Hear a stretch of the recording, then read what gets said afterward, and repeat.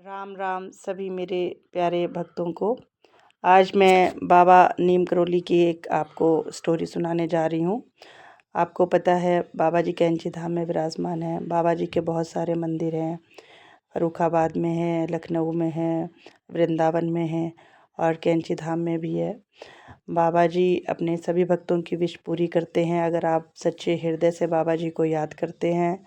बाबा जी कहते हैं मुझे साफ हृदय वाले लोग बहुत पसंद है, छल कपट मुझे पसंद नहीं है। इस तरह बाबा जी हनुमान जी के अवतार के रूप में माने जाते हैं। बहुत सारे लोग बाबा जी को अपना गुरु मानते हैं, महाराज मानते हैं, तलैया वाले बाबा मानते हैं। तो बहुत सारे चमत्कार बाबा जी ने किए हैं। बाबा जी चाहते थे कि कोई भी मुझे इस तरह से नहीं जाने कि मैं एक चमत्कार करने वाला बाबा हूँ। वो चाहते थे कि मुझे सब लोग एक आम व्यक्ति की तरह ही डील करें। तो उन्होंने बहुत सारे ऐसे चमत्कार किए हैं। उनमें से आपको मैं आज एक किस्सा सुनाने जा रही हूँ। किस्से का टाइटल रहेगा खाली पर्स में 1000 रुपये। श्रीमती सावित्री बेगम पुल मेरठ में नैनीताल आई हुई थी।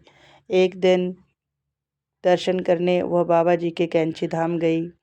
वह अपने पर्स में कुछ रुपए लेकर चली थी, जिससे उन्होंने कुछ फल और मिठाइयाँ खरीदी और बस का किराया देने के बाद जब वह कैंची पहुंची तो उसके पास एक 5 रुपए का नोट बचा। आप जान ही सकते हैं कि जब पैसे कम हो जाते हैं तो बहुत सारी चिंता हो जाती है कि मुझे घर भी वापस जाना है, कैसे जाऊंगी, अगर ज़्यादा किराया लगा तो मैं कहाँ से दूंगी। ये सब हलचल श्रीमती सावित्री देवी के मन में चल रही थी। वो कहती हैं कि मुझे बहुत बड़ी चिंता हो गई कि यदि वापस में इससे अधिक का खर्चा हुआ तो परेशानी हो जाएगी, मैं घर कैसे वापस जाऊंगी। इतना सोचते सोचते जब वह बाबा जी के सामने पहुंची तो उन्हें नतमस्तक होकर प्रणाम किया और वे बाबा जी बोल पड़े, तेरे पर्स में पैसे नहीं हैं। देखो कैसे अंतर्यामी है मेरे बाबा जी। बाबा जी को क्या पता है कि श्रीमती सावित्री बेगम के मन में जो हलचल मच रही है, जो सवाल उठ रहे हैं, वो बाबा जी ने कैसे जान लिए। और उस वक्त श्रीमती सावित्री बेगम के हृदय में, दिल में यही बात हो रही थी कि मेरे पास सिर्फ एक 5 रुपए का नोट बचा है। और वही बात जब वो बाबा जी के सामने पहुंचती है और बाबा जी को प्रणाम करती हैं तो बाबा जी प्रणाम के बदले उससे यही पूछते हैं, तेरे पर्स में पैसे नहीं हैं। मैंने यूं ही तो सावित्री देवी ने यूं ही कह दिया, बाबा काफ़ी हैं, बहुत पैसे हैं मेरे पर्स में। वे फिर बोले, ज़रूरत है तो मांग ले। ज़रूरत तो मुझे थी, पर बाबा को तो पैसा देना चाहिए, ना कि उससे मांगना चाहिए। एक संत के पास जब हम मिलने जाते हैं तो हम चाहते हैं कि हम संत को कुछ अर्पण करें, ना कि संत से हम पैसे मांगे। तो यही हलचल सावित्री देवी के मन में लगी रही। सावित्री देवी ना चाहते हुए भी वहाँ चुप रही। बाबा जी ने 2-3 बार बोला कि तेरे पर्स में पैसे नहीं हैं, ज़रूरत है तो मांग ले। लेकिन सावित्री देवी मुस्कुरा कर बोली, बाबा बहुत पैसे हैं।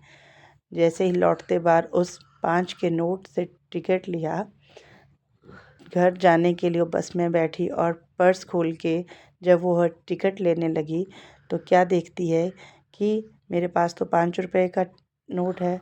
तो उसने टिकट ले लिया।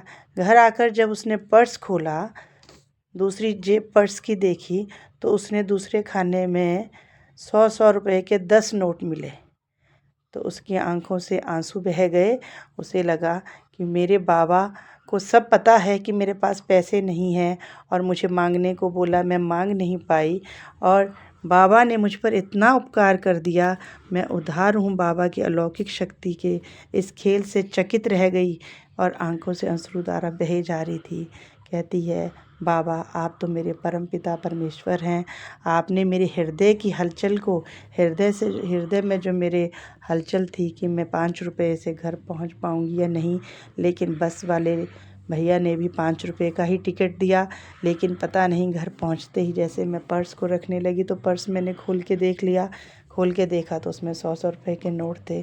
तो देखिए, खाली पर्स में मेरे बाबा ने 1000 रुपए उसमें रख दिए। ना तो मैं उसने सावित्री देवी ने मांगे, ना ही बाबा जी ने उसके हाथ में दिए। ये थे बाबा नीम करोली की एक चमत्कार कथा। तो वे प्रिय भक्तों, आप भी बाबा जी पर विश्वास करो। बाबा जी से मिलने भी अगर आप कैंची धाम जाते हैं तो बाबा जी के सिर्फ दर्शन करो, उन्हें निहारो, जितनी देर उन्हें देख सकते हैं जी भर के देखो, मांगो मत, क्योंकि बाबा जी को सब पता है कि आपको क्या चाहिए। बाबा जी समय आने पर सब कुछ सही कर देते हैं। चलिए आज के लिए बस इतना ही, मिलते हैं कल की एक और अलौकिक कथा के साथ। राम राम सभी भक्तों को। मेरे भक्तों, अगर आपको यह वीडियो अच्छी लगी हो तो प्लीज़ लाइक करें, शेयर करें, कमेंट करें।